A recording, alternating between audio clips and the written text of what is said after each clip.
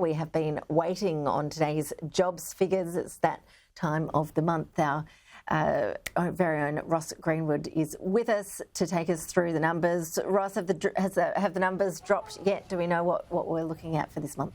Not yet, Ash. They'll come through in the next minute or so. But just to give you some background to this, the Reserve Bank, of course, has indicated it's waiting on three key pieces of numbers before it makes a decision about interest rates, which will be taking place in the first Tuesday of August. Now, these June job numbers now are expected to be flat, around 3.6%, but around 15,000 jobs created. On top of that, also, the Reserve Bank is waiting on quarterly inflation numbers to come out before it makes its next interest rate decision. Whether that be up or indeed whether it remains on hold is yet to be seen. These job numbers, though, have been persistently close to 50-year lows since November last year. And this has been one of the conundrums, I guess, is when interest rates rise, you generally expect that interest rates will go up. And here's the interesting number that's just dropped, 3.5%. So the unemployment rate, rather than rising as is anticipated when you increase interest rates, has gone backwards. So 3.5%. So it stayed in this range that it has for quite some time.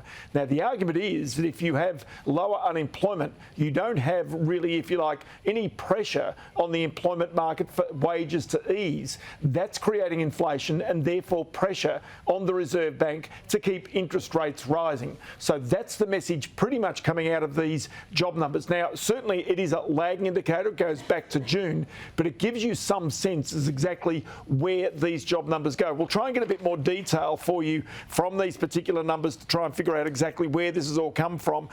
Just picking up the release now, and effectively what they're saying is, just looking at it, it looks like the number of people who are employed has increased by about 32,600 during this time. The number of unemployed has dropped. So to give you a sense of this in Australia, Australia has gone through 14 million people employed for the first time over the past couple of months. You can see this trend. It's pretty much sideways for a long time. The number of unemployed people, by contrast, just around 500,000. So this is really important. The participation rate, it's again dropped 66.8%. We know there's record numbers of women in the workforce at the moment, which is a good thing when you need people in the workforce. And even the suggestion that we've got more migrants coming into Australia now is not really having an impact at this stage on this unemployment rate. So these are some pretty key numbers that are coming out from this at the moment, Ash.